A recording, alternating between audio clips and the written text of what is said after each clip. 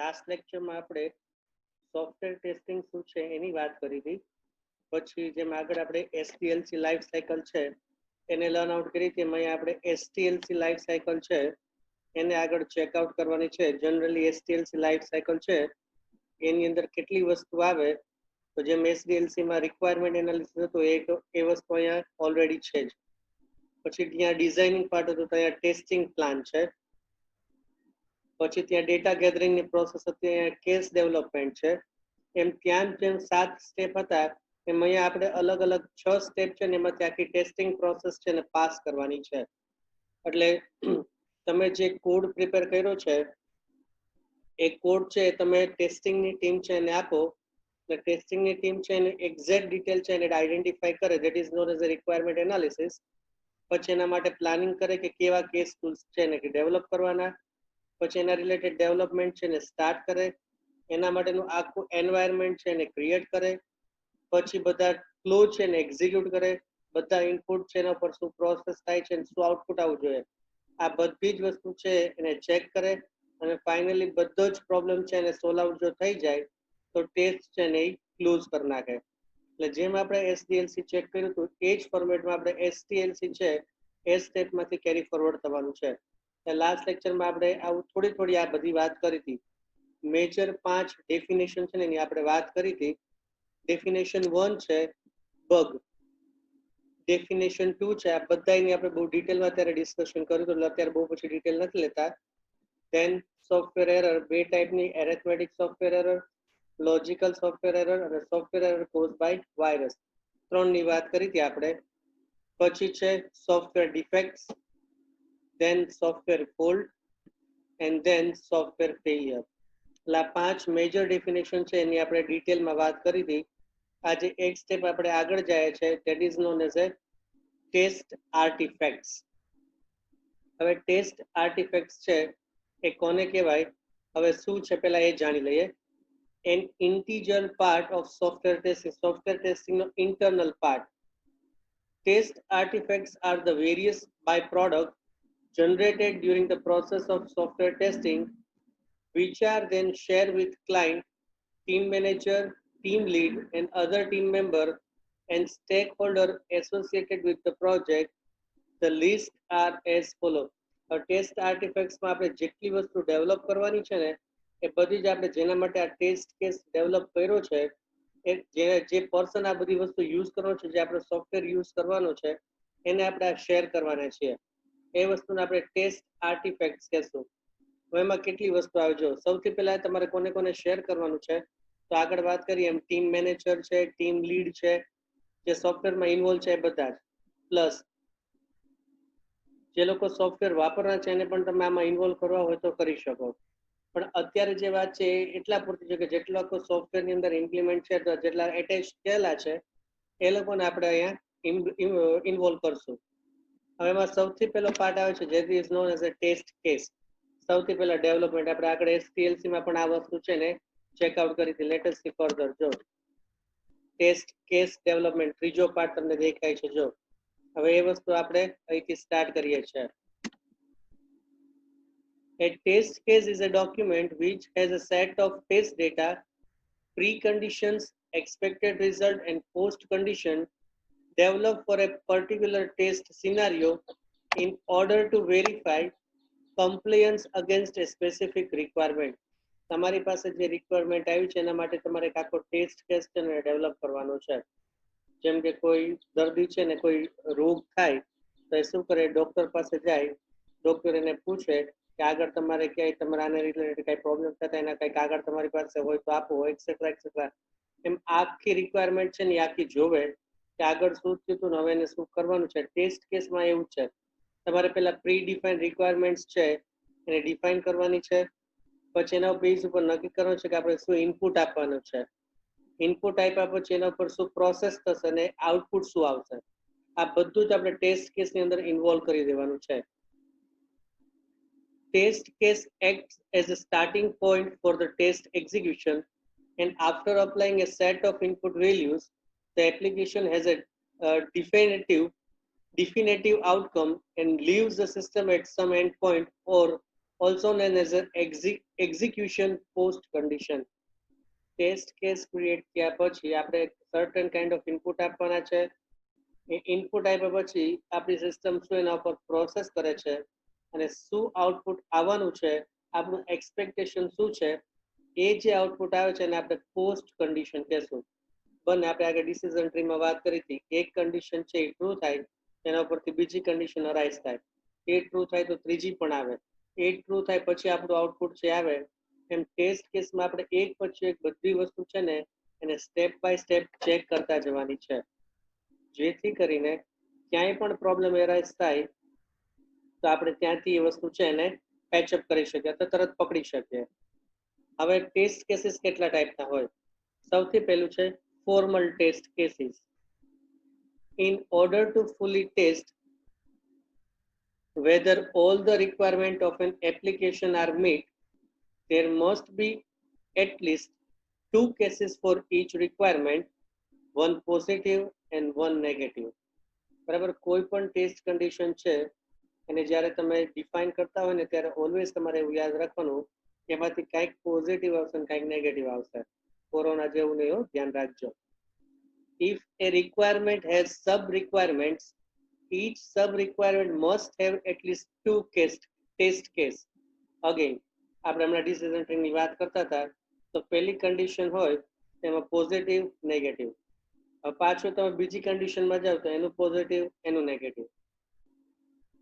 Keeping track of the link between requirement and the test is frequently done using a traceability matrix. જેટલી conditions હોય ને ત્યાં સુધી તમારે તમારું ટેસ્ટ કેસ છે ને એને ફેચ કરીને લઈ જવાનું છે. આના બેઝ ઉપર આ, એના બેઝ ઉપર આ, એના બેઝ ઉપર આ, બરાબર. જેટલી સબ રિક્વાયરમેન્ટ હોય ત્યાં સુધી તમારે ટેસ્ટ કેસ લઈ જવાનો. ઇન શોર્ટ આપણે એક એન્ટ્રી આપીએ છીએ તો એક એન્ટ્રીની ઇફેક્ટ કેટલી જગ્યાએ આવે છે આપણે જોવાનું છે. ફોર એક્ઝામ્પલ, તમે બેંકમાં ડિપોઝિટ કરવા જાઓ છો તો ડિપોઝિટ કરો તો ડિપોઝિટ છે એ તમારા એકાઉન્ટમાં થાય, એન્ટ્રી નંબર 1. નંબર 2, તમારી પાસબુકમાં તમે પ્રિન્ટ કરાવો તો એમાં પણ દેખાય. નંબર 3, તમને SMS આવે. નંબર 4, જો તમારી પાસે મોબાઈલ બેન્કિંગ એપ હોય તો એમાં પણ દેખાય. નંબર 5, જો તમે ઇન્ટરનેટ બેન્કિંગ વાપરતા હોય તો એમાં પણ દેખાય, બરાબર. એટલે આ પાંચેય જગ્યાએ તમારે એનું આઉટપુટ છે જોવાનું છે. એટલે આ બધી જ જગ્યાએની ઇફેક્ટ આવે એ આપણે ખાસ કેરી ફોરવર્ડ કરીને ધ્યાન રાખવાની છે. Written test case should include a description of functionality to be tested and the preparation required to ensure that the test can be conducted. જે આપણે જે ટેસ્ટિંગ કરવાનું છે ને, જે પોઈન્ટ ઓફ વ્યૂ અથવા જે પાર્ટનું ટેસ્ટિંગ કરવાનું છે એના માટે તમારે એક રિટર્ન ટેસ્ટ કેસ ડેવલપ કરવાનું છે. એના માટે તમારે કેટલી રિક્વાયરમેન્ટ જોશે એ તમારે અગાઉથી નક્કી કરી લેવાની છે અને પછી તમારે ટેસ્ટ કેસ છે ને એને અપ્લાય કરવાનો છે. A formal written test case is characterized by known input and by expected output, which is worked out before the test is executed. હવે જ્યારે તમે આ ટેસ્ટ કેસ ડેવલપ કરો ને ફોર્મલ ટેસ્ટ કેસ, ત્યારે તમને એટલી તો ખબર હશે કે આપણે ઇનપુટ શું કરવાનું છે ને આપણું આઉટપુટ શું આવશે. આ બે તમારા માઇન્ડમાં બહુ ક્લિયર હોવા જોશે ને એના જ બેઝ ઉપર તમારે ફોર્મલ ટેસ્ટ કેસ છે ને એને ડેવલપ કરવાનો છે. The known input should test pre-condition and the expected output should test post condition. બરાબર, જે તમે ઇનપુટ આપો છો ને પ્રી કન્ડિશન કહેશું, જે આઉટપુટ એક્સપેક્ટ કરો છો એને આપણે શું કહેશું? Post condition. હવે જેમ આપણે ફોર્મલની વાત કરી એમ આપણે ઇનફોર્મલ ટેસ્ટ કેસ છે ને એની વાત કરવાના છીએ. હવે એની અંદર શું આવશે જો, for application or system without formal requirement, test cases can be written based on accepted normal operation of program of a similar class. હવે ઘણી બધી જગ્યાએ એવું પોસિબલ ન હોય કે તમે જે ઇનપુટ આપો છો એ ઇનપુટ તમને ખબર હોય એના પર શું પ્રોસેસ થવાની છે એના આઉટપુટ તો બધી જ આપણને ખબર હોય. એવું કદાચ ઘણી જગ્યાએ રેરલી એવું પોસિબલ થાય. અમુક જગ્યાએ ફિક્સ હોય કે આમ કરો તો આમ જ થાય, પણ ઘણી બધી જગ્યાએ એવી હોય કે જ્યાં તમને ઇનપુટ અને આઉટપુટ ખબર ન હોય. આવી જગ્યાએ આપણે ઇનફોર્મલ ટેસ્ટ કેસ છે ને એને યુઝ કરશું. In some software companies, test cases are not written at all, but the activity and result are reported after the test have been run. હવે એક સોફ્ટવેર ડેવલપ કરવાનો, એની અંદર ઇનપુટ કરવાનું, અને જે આઉટપુટ આવે છે એને એનાલાઇઝ કરવાનું, બરાબર. આને ઇનફોર્મલ ટેસ્ટ કેસ કહેવાય. કોઈ પણ ટાઈપનું ઇનપુટ આપો, કોઈ પણ ટાઈપની અંદર પ્રોસેસ છે કે જે કોડિંગ વાળા લખી છે એને રન કરો અને જે આઉટપુટ આવે છે એને ઓબ્ઝર્વ કરો. Typical written test case format. આ ટેસ્ટ કેસ ફોર્મેટ છે આપણે જે આગળ બે વાત કરી ઇનફોર્મલ અને ફોર્મલ, એને કેવી રીતે અને ક્યાં લખવાના અને એમાં શું શું આવે. A test case is usually a single step or occasionally a sequence of steps to test the correct behavior, functionality, features of an application. આપણો મેજર એમ શું છે કે આપણે જે વસ્તુ ડેવલપ કરી છે એ પરફેક્ટલી ચાલવી જોઈએ, એમાં કોઈ એરર, બગ, ફેલિયર છે એ ન આવવું જોઈએ. એના માટે જ આપણે આ ટેસ્ટિંગ પ્રોસેસ છે એનું આખું ડોક્યુમેન્ટેશન છે એ ડિફાઇન કરીએ છીએ. An expected result or expected outcome is usually given. અને તમારા માઇન્ડમાં બહુ ક્લિયર હશે કે આપણે આવું જ આઉટપુટ છે એ જોઈએ છે કે યુઝર છે એટલે જે સોફ્ટવેર ચલાવવાનો છે એ તમારી એકાઉન્ટની ડિટેલ નાખે એટલે એમ ત્યાં લખે કે ભાઈ ડેટ નંબર 1/8/2017 18/7/2020 સુધીનું સ્ટેટમેન્ટ જોઈએ તો બે ડેટ ઇનપુટ કરશે અને આ બે ડેટ વચ્ચે જેટલા ટ્રાન્ઝેક્શન થયા હશે ને એનું તમને આઉટપુટ આપશે.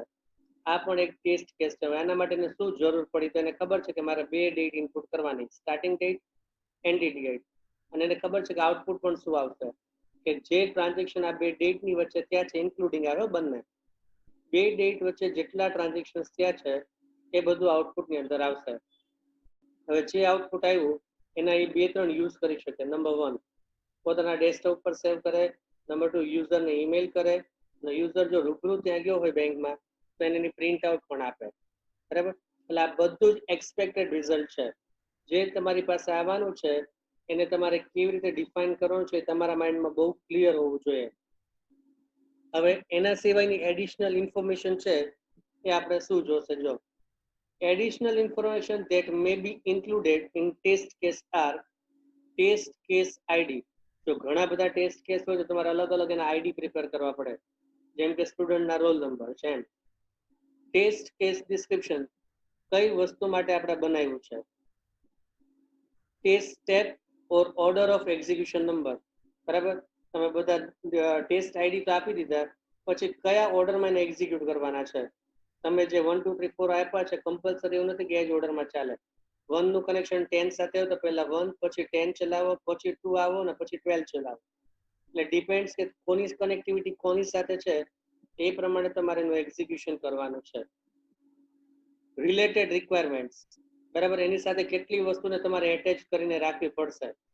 કે ટેસ્ટ કેસ હું 1 કરું પછી મારે 10 ની રિક્વાયરમેન્ટ આવવાની છે. હવે 10 ની રિક્વાયરમેન્ટ જ્યારે હું ફૂલફિલ કરવા જઈશ ત્યારે એના માટે મારે કેટલા ઇનપુટ અને કેટલા આઉટપુટ જોશે. આ બધી જ વસ્તુ છે એ તમારે સાથે લઈને બેસવાની છે. ડેપ્થ, કયા લેવલ સુધી ટેસ્ટિંગ કરવાનું છે. જેવો સોફ્ટવેર એટલું લેવલ આવે. બહુ સિમ્પલ સોફ્ટવેર હોય, માની લો કે કોઈ આપણે ટેમ્પરરી પ્રોજેક્ટ ડેવલપ કરતા હોય કે 5th સેમમાં તમારે આવશે તો પ્રોજેક્ટ ડેવલપમેન્ટ હોય એ તમારું ડેસ્કટોપ ડેવલપમેન્ટ છે, બરાબર. તમે રેલવે રિઝર્વેશન સિસ્ટમ કે એરલાઇન રિઝર્વેશન સિસ્ટમ બનાવો તો એ તમે લોકલી બનાવવાના છો. એ લોકલી બધું કામ થાય એના માટે એટલી બધી રિક્વાયરમેન્ટ બહુ ફૂલફિલ હોય, પણ આ જ વસ્તુ તમે જ્યારે ઓરિજિનલમાં રિપ્રેઝન્ટ કરવા જાઓ ત્યારે ઘણું બધું ડેપ્થ જાય, બરાબર. આપણે રેલવે ઇન્ક્વાયરીનું એક ફોર્મ બનાવીએ અને રેલવેની જે ઓફિશિયલ વેબસાઇટ છે irctc.co.in એનું ઇન્ક્વાયરીનું ફોર્મ જોજો ને આપણું જોજો, વાસ્ટ ડિફરન્સ છે, બરાબર. એટલે બધું ડેપ્થ ક્યાં સુધી તમારે જવાનું છે એ તમારા માઇન્ડમાં બહુ ક્લિયર હોવું જોઈએ. જેટલો સોફ્ટવેર મોટો હશે, જેટલું ઇન્ટરકનેક્શન વધારે હશે એટલું તમારે ડેપ્થમાં જવું પડશે. જેમ આગળ આપણે પાસબુક છે, સોરી ડિપોઝિટની વાત કરી કે ડિપોઝિટની એન્ટ્રી આપણે 5 જગ્યાએ આપવી પડે તો એનું ડેપ્થ કહેવાય, બરાબર. યુઝરને SMS આવે, પાસબુકમાં દેખાય, ઇન્ટરનેટ બેન્કિંગમાં દેખાય, મોબાઈલ એપમાં દેખાય, અને છેલ્લું ક્યાં દેખાય એના એકાઉન્ટમાં દેખાય. આ 5 વસ્તુ છે એની ડેપ્થ કહેવાય. પછી આવે છે ટેસ્ટ કેટેગરી. હવે ટેસ્ટ કેટેગરી છે એની અંદર કઈ વસ્તુ આવશે, કેટલા કેટેગરી સુધી આપણે ટેસ્ટિંગ છે ને એને કરવાનું છે. ઘણી વાર એવું કે તમે જેમ કેટેગરીઝ છે ટેસ્ટિંગની વધારો ને એમ કન્ફ્યુઝન વધતા જાય. એટલે આપણે એઝ એ ટેસ્ટર ડિસાઇડ કરવાનું કે આપણે કેટલા કેટેગરી સુધી ટેસ્ટિંગ છે ને ડિફાઇન કરવું છે. ઓથર, બરાબર, આ ટેસ્ટ કેસ કોણ કરવાનું છે એની detail. Check boxes for if the test is automatable and has been automated. ઘણી વસ્તુ એવી હોય કે જે ઓટોમેટિક થતી હોય, તો એના માટેના અલગ અલગ ચેક બોક્સ તમારે રાખવા પડે. જેમ કે હું બેંકમાં ડિપોઝિટ કરું તો ઓટોમેટિક મારા મોબાઈલ છે એની અંદર એનો SMS આવે, રાઈટ? આ બધી વસ્તુ ઓટોમેટેડ છે. એટલે તમે એક ઇફેક્ટ આપો તેની ઓટોમેટિક પ્રોસેસ કેટલી જગ્યાએ તમારે આપવાની છે એ. એક્સપેક્ટેડ રિઝલ્ટ અને એકચ્યુઅલ રિઝલ્ટ, શું આવ્યું છે અને શું આવવું જોઈએ, બરાબર? આ બેનો ડિફરન્સ ખાસ આઈડેન્ટિફાઈ કરવો પડે. જે એક્સપેક્ટ કરો છો એ જ આવે તો કોઈ ઇશ્યુ નથી, પણ કાંઈ ડિફરન્સ આવે તો તમારે ફરી પાછી આ પ્રોસેસ છે એને રિપીટ કરવી પડશે. Additional fields that may be included and completed when the tests are executed. Additional field, બરાબર, એના માટે વધારાના કયા ડેટા તમારે ઇનપુટ કરવા પડશે. and completed when the tests are executed. અને ડેટા છે એનો તમે યુઝ કેવી રીતે કરશો આનું પણ પિક્ચર તમારી પાસે બહુ ક્લિયર હોવું જોઈએ. ડમી ડેટા, પાસ ફેલ, બરાબર, ટેસ્ટ કેસ છે એ પાસ થાય છે કે ફેલ થાય છે, અને એના બેઝ ઉપર રિમાર્ક. પાસ થયો તો રિમાર્ક આપવી પડે, પાસ થયો હોય તોય આપવાની છે, ફેલ થયો હોય તોય આપવાની છે, બરાબર? તો જ ખબર પડે કે આ ટેસ્ટ કેસમાં ક્યાં કઈ જગ્યાએ શું ઇશ્યુ થયો, અથવા કઈ જગ્યાએ કઈ વસ્તુ સક્સેસ થઈ તેના હિસાબે આ સક્સેસ ગયું, એના હિસાબે આ સક્સેસ ગયું. તો નેક્સ્ટ કેસ તમે જ્યારે ડેવલપ કરો ને ત્યારે તમને આઈડિયા કે આટલી વસ્તુ સક્સેસ ગઈ છે તો હવે આપણે આનાથી આગળ આ પ્રોસેસ છે એને કરવાની છે. અને ફેલિયર હોય તો કઈ જગ્યાએ ફેલિયર આવ્યું છે ત્યાંથી આપણે એ વસ્તુ છે એને ચેન્જ કરવાની છે. એટલે રિમાર્ક્સ બહુ ઇમ્પોર્ટન્ટ છે. Larger test case may also contain precondition steps and descriptions. A written test case should also contain a place for actual result. Written test case હોય, written test case તો અત્યારે બહુ જાજા ડેવલપ નથી થતા, બધા મોસ્ટલી શું કરે છે આખું સોફ્ટવેર કમ્પોનન્ટ છે ને ડેવલપ કરે, એની અંદર ડેટા ઇનપુટ કરે અને પછી એક્સપેક્ટેડ રિઝલ્ટ છે ને ડિફાઇન કરે. પણ હેન્ડ રિટન હોય ત્યારે સ્ટાર્ટિંગમાં આ બધી વસ્તુ વધારે થતી હતી, અત્યારે થતી હશે નહીં થતી હોય એવું નથી, પણ જનરલી આપણે જોઈએ છીએ બધું ઓટોમેશન વધારે થયું છે. એટલે રેડીમેડ કેટલા બધા સોફ્ટવેર હશે કે એની અંદર તમે ઇનપુટ કરો, એના માટેનું જે લોજિક લખ્યું છે એ ડિફાઇન કરો, તમે જે એક્સપેક્ટેડ આઉટપુટ વિચાર્યું છે એ આવે છે, એના સિવાયનું આવે છે તરત જ તમને આપી દેશે. એટલે લાર્જ ટેસ્ટ કેસ હોય એમાં શું હોય, અમુક પ્રી કન્ડિશન ડિફાઇન કર્યું, એના ડિસ્ક્રિપ્શન લખ્યા હોય કે આ કન્ડિશનનો યુઝ આ છે, આનો યુઝ આ છે. આ બધી જ વસ્તુ છે એને તમારે મેન્યુઅલી ડિફાઇન કરવી પડે. એટલે એકચ્યુઅલ રિઝલ્ટ જે આવે એની સાથે આપણે કમ્પેરિઝન કરવામાં આપણને ખબર પડે. This step can be stored in a word processor document, spreadsheet, database or other common repositories. જ્યાં પણ તમારે આને સેવ કરો એ તમે સેવ કરી શકશો, વર્ડમાં, એક્સેલમાં, એક્સેસ છે કે ઓરેકલ છે, એવું કોઈ પણ રિપોઝિટરી કે જ્યાં તમારો ડેટા સેવ થાય છે એને રિપોઝિટરી કહેવાય. જેમ કે આપણું પ્લે સ્ટોર કે જેની અંદર ઘણી બધી એપ છે એને તમે રિપોઝિટરી કહી શકો. ટૂંકમાં જ્યાં ડેટા સેવ થતા હોય એવી વસ્તુ. In database system, you may also be able to see past test result and who generated the result and the system configuration used to generate those results. જો ડેટાબેઝ સિસ્ટમ હોય તો આગળ કોઈ test case perform કર્યા છે તો એને output શું આવ્યું છે એ પણ તમે જોઈ શકશો, કેવી રીતે આવ્યું છે એ પણ જોઈ શકશો. These past result would usually be stored in a separate table. પણ જનરલી શું થાય કે આપણો એક ઇનપુટ ફિક્સ છે, માની લો કે 5 રેકોર્ડ છે. આ વખતે તમે ઓરેકલ અત્યારે ભણો છો, ટેબલ ક્રિએશન એવું બધું લગભગ ભણી ગયા છો, તો તમને આઈડિયા હશે કે ડેટાબેઝની અંદર પહેલા તમે 5 રેકોર્ડ નાખો. હવે આ 5 રેકોર્ડ છે એના ઉપર તમે ક્વેરી પાસ કરો. માની લો કે 3 રેકોર્ડ સુરતના છે અને 2 બરોડાના છે. હવે તમારે સુરતના જોઈએ છે એવું તમે એવો એક કેસ ડેવલપ કરો છો, તો સુરતના રેકોર્ડ લાવવા માટે તમે જે ક્વેરી પાસ કરી છે એ ક્વેરી છે એનું જે આઉટપુટ આવે ને તમે બીજા ટેબલમાં સ્ટોર કરી નાખો, બરાબર? એટલે શું થાય, એકચ્યુઅલ ઇનપુટ છે અથવા એકચ્યુઅલ ડેટા એમના એમ રહે.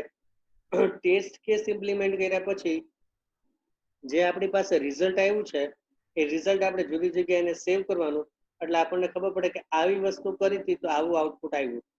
એટલે બધી જ વસ્તુ તમારે શું કરવાનું છે, અલગ અલગ છે, અલગ અલગ લોકેશનમાં એને સ્ટોર કરીને રાખવાની છે, જેથી ખબર પડે કે આવું ઇનપુટ કર્યા પછી આવું આઉટપુટ આવ્યું હતું. હવે એ આઉટપુટને આપણે ફર્ધર ઇનપુટ તરીકે ક્યારે યુઝ કરવો એ લેટર ઓન ચેક કરીએ, પણ અત્યાર સુધી એટલું નક્કી હોવું જોઈએ કે આ ઇનપુટ કરો ને આ પ્રોસેસ કરો તો આટલું આઉટપુટ આવશે. ચાલો, જેમ આપણે સોરી ટેસ્ટ કેસ છે એની વાત કરી હતી એવી રીતે ટેસ્ટ સ્ક્રિપ્ટની આપણે વાત કરીએ છીએ. આ નંબર ઇન્ફોર્મલમાં નંબર 2 છે. ટેસ્ટ કેસ છે એ નંબર 1 છે અને ટેસ્ટ સ્ક્રિપ્ટ છે એ નંબર 2 છે. એ ટેસ્ટ સ્ક્રિપ્ટ એટલે નાનો પ્રોગ્રામ, એ માઇન્ડમાં ક્લિયર રાખજો. A test script in software testing is a set of instructions that will be performed on system under test to test that the system functions as expected. હવે test script શું છે? Set of instruction એટલે program. Simple definition, a program is a set of instruction. બરાબર? એટલે તમે એક programme છે ને ડેવલપ કર્યો છે. આ પ્રોગ્રામની અંદર તમે ડિઝાયર ઇનપુટ કરો છો, પ્રોગ્રામ એના ઉપર પ્રોસેસ કરે છે અને તમને આઉટપુટ છે એ આપે છે. આ જ વસ્તુ છે એને આપણે ટેસ્ટ સ્ક્રિપ્ટ કહેશું.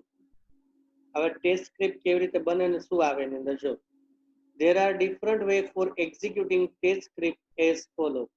હવે ટેસ્ટ સ્ક્રિપ્ટ તમે કેવી રીતે એક્ઝિક્યુટ કરી શકો? નંબર 1 છે manual testing. there are more commonly called test cases. આગળ આપણે વાત કરીએ એ રીતે, બરાબર? હેન્ડ રિટન બધું કરો, પણ ઘણું બધું ટિપિકલ છે, કારણ કે શું ઇનપુટ આવે એના માટે પછી પ્રોસિજર લખવાનું ઉપર આપણે જોયું ડિસ્ક્રિપ્શન લખવાનું કે આ કન્ડિશન છે તો એ કન્ડિશનની ડિસ્ક્રિપ્શન શું છે, એ કન્ડિશન શું કરશે, એના ઉપર પ્રોસેસ છે, આઉટપુટ શું આવશે, બધાની તમારે ઇન્ફોર્મેશન છે એ ડિફાઇન કરવાની. નાનો પ્રોગ્રામ હોય તો ચાલે, પણ જેમ પ્રોગ્રામ મોટો હોય, સોફ્ટવેર કોમ્પ્લિકેટેડ હોય, ત્યારે મેન્યુઅલ ટેસ્ટિંગ છે એ બહુ ટિપિકલ પડે. ઓટોમેટેડ અત્યારે માર્કેટમાં વધારે ચાલે છે એવું. short program written in programming language used to test part of functionality of a software system. તમારા સોફ્ટવેરનો એક નાનો ભાગ છે ને એને ટેસ્ટ કરશે. એના માટે તમારે એક પ્રોગ્રામ ડેવલપ કરવાનો, એ પ્રોગ્રામની અંદર તમારે ઇનપુટ કરવાનું, પ્રોસેસિંગ થશે, તમે જે એક્સપેક્ટેડ આઉટપુટ વિચાર્યું છે જો એ એક્ઝેક્ટલી આવી જાય તો નો ઇશ્યુ, નો આવે તો શું પ્રોબ્લેમ થયો છે એનું તમને એ સોલ્યુશન આપશે. એટલે કે તમારે રેલ્ટર સોલ્યુશન કરવાનું કે તમારા લોજિકમાં ક્યાં ભૂલ છે. જેમ કે અત્યારે C++ નો પ્રોગ્રામ છે, તમે ઘરે કમ્પાઇલ કરો અને એરેથમેટિક એરર આવે તો આપણને ખબર પડી જાય કે આપણે ક્યાંક લખવામાં ભૂલ કરી છે. સેમ એજ ફોર્મેટમાં આપણે અહીંયા પ્રી ડિફાઇન પ્રોગ્રામ્સ છે કે જેની અંદર તમે ઇનપુટ કરશો, એ પ્રોગ્રામ છે એની પ્રોસેસ કેરી ફોરવર્ડ કરશે અને તમને આઉટપુટ આવશે. એ આઉટપુટ આપે ને તમારો એક્સપેક્ટેડ આઉટપુટ, આ બેને તમારે કમ્પેર કરવાના છે. Test script written as a short program, nana, can either be written using a special automated functional GUI test tool or in a well-known programming language such as C, C++, C#, Java, PHP, Python or Ruby. આવી ઘણી બધી programming language છે કે જેની અંદર તમે આવું એક ઓટોમેટેડ ટેસ્ટિંગ ટૂલ છે ને ડેવલપ કરો, એટલે યુઝર જે ઇનપુટ આપે એ ઇનપુટ એને એક્સેપ્ટ કરે, એના ઉપર પ્રોસેસ કરશે અને યુઝર જે આઉટપુટ એક્સપેક્ટ કરે છે એ આઉટપુટ અને આ પ્રોગ્રામ થ્રુ જે આઉટપુટ આવ્યું છે એને તમે કમ્પેર કરો. જો બે પરફેક્ટ હોય તો તમારે આગળ કાંઈ કરવાની જરૂર નથી. નો હોય તો જ્યાં જ્યાં ચેન્જીસ કરવાના છે એ ચેન્જીસ છે ને તમે રિફ્લેક્ટ કરો અથવા એમાં અપ્લાય કરો ચેન્જીસને. એક્સટેન્સિવલી પેરામીટરાઇઝ શોર્ટ પ્રોગ્રામ. સાવ નાના નાના પ્રોગ્રામ્સ તમારે ડેવલપ કરવાના. સપોઝ એક ઇફ કન્ડિશન હોય, બરાબર, અથવા મોટી કોઈ ઇફ કન્ડિશન હોય કે ફોર લૂપ હોય, બરાબર, એના માટેનો તમે સ્પેશિયલ પ્રોગ્રામ બનાવો, that is known as a data driven testing. કોઈ પર્ટિક્યુલર સેટ ઓફ ડેટા છે એના માટે આપણે પર્ટિક્યુલર વર્ક કરવાનું છે, એના માટે તમે એક આખો પ્રોગ્રામ ડેવલપ કરો. અને થર્ડ છે reusable steps created in table, keyword driven or table driven testing. બરાબર, હવે આમાં શું કરવાનું, જો કોઈ પર્ટિક્યુલર કીવર્ડ છે અથવા કોઈ પર્ટિક્યુલર ટેબલમાં એની ઇફેક્ટ કેવી રીતે આપવાની છે, તો પર્ટિક્યુલર કીવર્ડ છે એના ઉપર કેવી રીતે આપણે આગળ વધવાનું છે, આ વસ્તુ આપણે અહીંયા ડિફાઇન કરવાની છે. અને ટેસ્ટિંગ તમે ઘણી બધી રીતે ડેવલપ કરી શકો. એક આખો પ્રોગ્રામ બનાવો, પહેલી વસ્તુ આપણે એ જોઈજો અહીંયા, બરાબર, એક શોર્ટ પ્રોગ્રામ આખો બનાવો. બીજો કોઈ પર્ટિક્યુલર યુનિટ શોર્ટ આખો પ્રોગ્રામ છે એના એક પાર્ટ માટે તમે બનાવો. અને ત્રીજું છે reusable steps created in a table. બરાબર, એની એન્ટ્રી કઈ કઈ જગ્યાએ આવવાની છે એના માટે પર્ટિક્યુલર તમે પ્રોગ્રામ છે બનાવો. એને ટેબલ ડ્રીવન ટેસ્ટિંગ પણ કહેવાય છે. કે નાના નાના તમે જ્યાં તમારા પ્રોગ્રામની ઇફેક્ટ્સ આવવાની છે, જે ટેબલમાં જે ડેટાબેઝમાં ડેટા સ્ટોર થવાના છે, એ ડેટાબેઝમાં એની ઇફેક્ટ કેવી આવશે એના માટેનું સ્પેશિયલ ટેસ્ટ. એટલે ઓટોમેટેડ છે એમાં 2-3 વસ્તુ ઇન્ક્લુડ થઈ ગઈ. હવે ઓટોમેટેડ છે ને એડવાન્ટેજ કયા છે જો. The major advantage of automated testing is that tests may be executed continuously without the need of human intervention. જેમ કે આપણે પાણીની મોટર ચાલુ કરીએ, પછી જમવા વયા જાય, પાણી છલકાય, પછી મોટર બંધ કરી દઈએ. બરાબર, આમાં કોઈ હ્યુમન ઇન્ટરવેન્શનની રિક્વાયરમેન્ટ નથી. સેમ યુઝર અહીંયા પણ એવું છે કે તમે એક વખત ટેસ્ટિંગ પ્રોસેસ ચાલુ કરી દો એટલે ઓટોમેટિક ઇનપુટ છે લીધા કરશે, એના પર પ્રોસેસ કરશે અને આઉટપુટ છે એને સ્ટોર કર્યા કરશે. આપણે ક્યાંય વચ્ચે ઇન્વોલ્વ થવાની જરૂર નથી. આગળ આપણે ટેસ્ટ કેસ અથવા મેન્યુઅલ ટેસ્ટિંગ છે એની અંદર વાત કરી. તમારે બધું લખવું પડે, તમારે કોન્સ્ટન્ટલી ત્યાં પ્રેઝન્ટ રહેવું પડે. આમ કર્યું, આમ આવ્યું તો આવું આઉટપુટ આવ્યું તો આનું શું કરવાનું. અહીંયા તમારે એક વખત ઇનપુટ છે ને પ્રોસેસમાં મૂકી દેવાનું, પછી ઓટોમેટિક કર્યા કરશે. તમે જ્યારે એનું આઉટપુટ ચેક કરવા આવો ત્યારે તમારે ચેક કરી લેવાનું કે આપણી પ્રોસેસ બધી ફૂલફિલ થઈ ગઈ છે કે નથી થઈ ગઈ. Another advantage is that it is faster. બરાબર, જો પ્રોગ્રામ તમારો નાનો હોય તો બહુ ઝડપથી થશે, પણ મોટો પ્રોગ્રામ હોય તો પણ એટલી બધી વાર નહીં લાગે. And easily repeatable. બરાબર, એક વખત તમે પ્રોસેસ પાસ કરી, નાની મોટી કઈ ભૂલ આવી, તમે એમાં ફરી પાછા ચેન્જ કર્યા અને ફરી પાછું તમારે આ ટેસ્ટિંગ કરવું હોય તો તમે કરી શકો. Thus, it is worth considering automated tests if there are to be executed several times. બરાબર, તમારા પૈસા વસૂલ થઈ જાય જો તમે એને 3-4 વાર યુઝ કરો ને તો. 3-4 વાર યુઝ કરો લાવો. એક સોફ્ટવેર આખો જો તમે બિગર સોફ્ટવેર છે ને ડેવલપ કરતા હોય તો ઓટોમેટેડ ટેસ્ટિંગ ટૂલ છે એ તમને બહુ જ બધી રીતે હેલ્પફુલ થશે. જ્યાં જ્યાં નાના નાના એરર, બગ્સ, ફેલિયર આવતા હશે બધા જે ગોતશે તમને આપશે. તમે ફરી પાછા ચેન્જ કરશો એટલે ફરી પાછું તમે ઓટોમેટેડ ટેસ્ટિંગ કરશો એટલે ફરી પાછી તમારી બધી વસ્તુ છે એને રિપીટેડલી ચેક કરશે. હ્યુમન ઇન્ટરવેન્શન નથી એટલે કંટાળો આવે, થાક લાગે, આવા કોઈ ઇશ્યુઝ અહીંયા નહીં થાય. મેન્યુઅલમાં આવા ઘણા બધા પ્રોબ્લેમ થશે.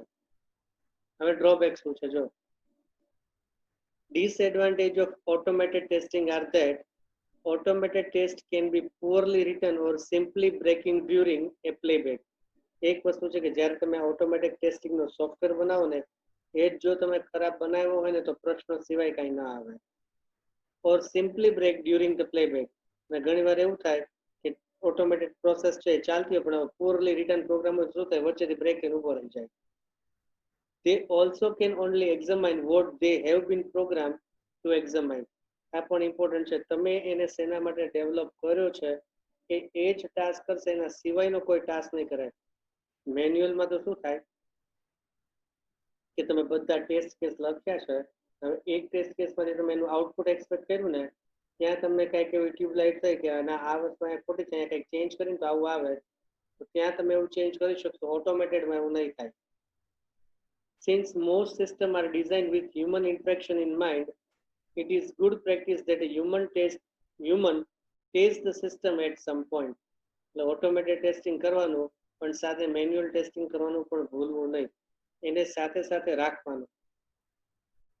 A trained manual tester can notice that the system under test is misbehaving without being prompted or directed. However, automated test can only examine what they have been programmed to examine. જો મેન્યુઅલમાં શું થાય કે કાંઈ પણ ક્યાંય તકલીફ પડી ને તો ટેસ્ટર છે ને તરત આઈડેન્ટિફાઈ કરી શકશે. ઓટોમેટેડમાં શું થશે કે એના માટે તમે જે પ્રોગ્રામ લખ્યો છે, જે ઇનપુટ આપશો, જે પ્રોસેસ કરો, જે આઉટપુટ એક્સપેક્ટ કરશો એ આપવાનું જ છે. એટલે એમાં કોઈ નાની મોટી વસ્તુ છે એ તમે ભૂલી ગયા છો તો પછી ભૂલાઈ જશે. મેન્યુઅલમાં આવા ઘણા બધા નાના નાના ઇસ્યુઝ છે ને તમારે પકડવા હોય તો પકડી શકાશે. એટલે બંને પ્રોસેસ કરો તો વધારે સારું. ટૂંકમાં સોફ્ટવેર તમારો કેટલો તમારે રોબસ્ટ બનાવવો છે એના ઉપર ડિપેન્ડ છે કે આપણે ફક્ત ઓટોમેટેડ કરવું છે કે મેન્યુઅલ પણ કરવું છે. Mixed testing with automated and manual testing testing can give very good result. બરાબર, બંને કરો તો તમે જે એક્સપેક્ટ કરો છો એ થવાના ચાન્સીસ છે એ 100% સુધી આવી જશે. Automating what needs to be tested often and can be easily checked by a machine, and using manual testing to do test design to add them to the automated test suite and to do exploratory testing. એટલે automated testing ની અંદર તમે શું કરો, હમણાં આપણે ઉપર વાત કરી જો એક્સટેન્સિવલી છે એમ તમે નાના નાના કોડ્સનો પ્રોગ્રામ બનાવો અને ઇનપુટ કરતા જાઓ. મેન્યુઅલ ટેસ્ટર અથવા મેન્યુઅલ ટેસ્ટર જે વ્યક્તિ છે જે મેન્યુઅલ ટેસ્ટિંગ બનાવ્યું છે એ શું કરે, આ બેયને સાથે સાથે ચેક કરશે કે મેન્યુઅલમાં આ ઇનપુટ કર્યું અને આ પ્રોસેસ થઈ આ આઉટપુટ આવ્યું, ઓટોમેટેડમાં આવ્યું. એટલે બંનેના તમે બંને ટેકનિક છે એના આઉટપુટ છે એને જોવો, એનાલાઇઝ કરો અને પછી એમાંથી પરફેક્શન વાળી વસ્તુ છે એને કેરી ફોરવર્ડ કરો. એટલે ઇન શોર્ટ બે વસ્તુ કરો તો એ વધારે